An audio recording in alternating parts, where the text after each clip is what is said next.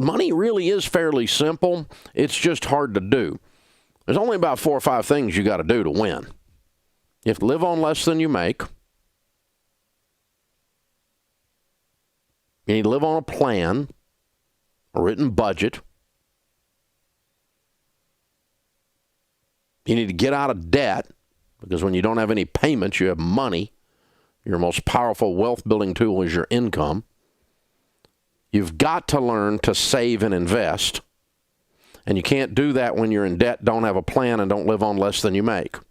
Most people, they're living paycheck to paycheck, where their expenses are a certain amount of money, and whatever money that they're earning is going directly towards paying off those expenses. And so therefore, they don't have any positive cash flow that they can then use to save and put aside.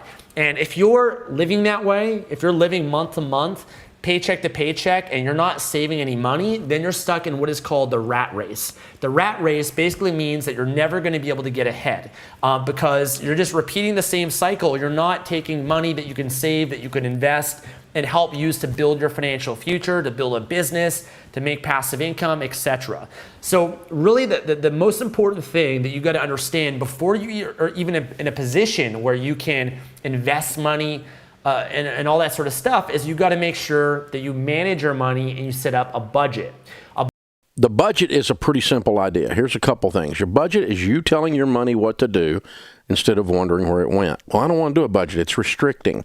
Not unless you make it restricting. It's your budget. All a budget is you're doing it on paper, on purpose, before the month begins. Every dollar has an assignment. Every dollar has a mission. Every dollar has a name before the month begins. In a unique budget each and every month, because every month's a little different. Some things are the same, but some things are different every month. And you agree on it with your spouse. Here's a really simple way to look at where your money should be going. 50 to 60% of your take-home money should generally be going to fixed costs. These are things like your rent, your mortgage, your utilities. At a minimum, 10% should be going to investments. These are long-term retirement investments. Next is short-term savings goals. This is where 5 to 10% of your money will go. And these are things like saving for a down payment on a house, gifts, or a vacation. And finally, this is my favorite part, 20 to 35% goes to guilt-free spending. This is eating out at restaurants, buying new clothes, taking your friends or family out with you on vacation. Whatever you want for your rich life, that's where this money goes. So I gave you these rules of thumb. How do you create your conscious spending plan? Well, I want to introduce something called the think, want, do technique. Just take a blank piece of paper and write down how much you think you are spending in each of these categories. Write down how much you want to spend in these categories. And then the third part is to find out how much you actually do spend in these categories. You need to know exactly how much you have coming in and exactly how much you have going out. And the difference is how much you have to spend. Now, if the difference is a negative number, that's when you have to start asking yourself the hard questions.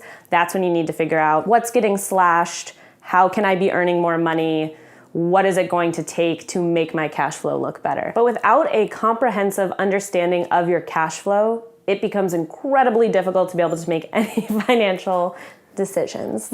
You got to make sure that you are tracking this on a weekly basis, especially to start, okay, on a weekly basis, which means that every single week, you're going to want to go through your credit card statement, your bank statements, everything, and add everything up and put them in the categories that you have set up in your spreadsheet, okay? And I recommend doing this weekly because it'll be faster if you do it weekly. If you leave it every month, there'll be a lot more transactions and you're gonna procrastinate, you're not gonna do it.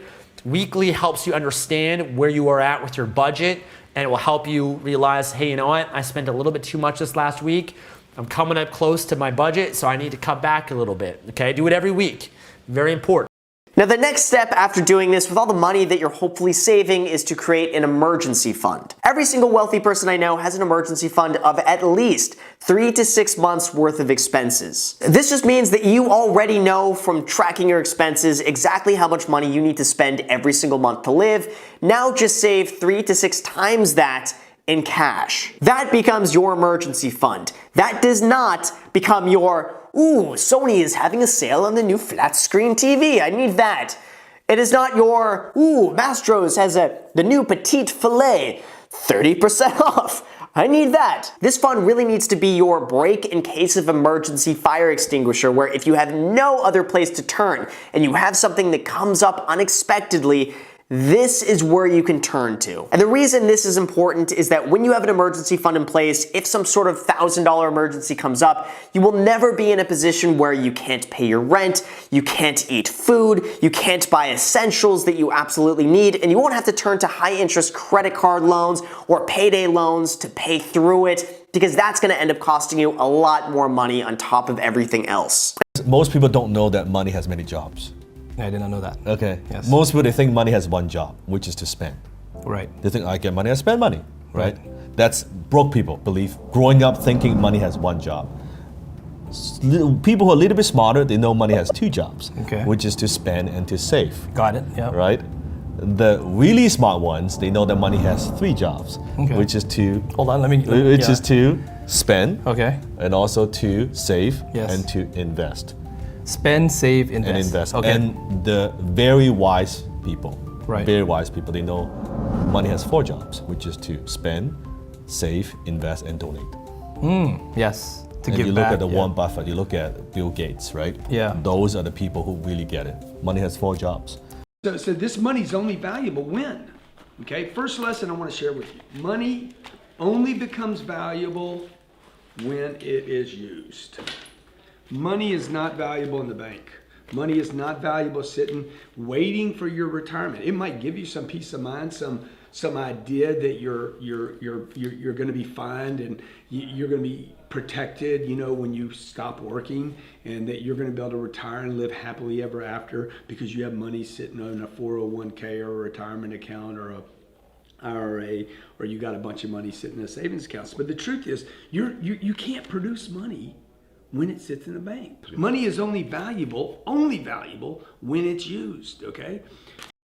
Now, the world's most aggressive savers pay themselves first and make investing money a central part of their money management.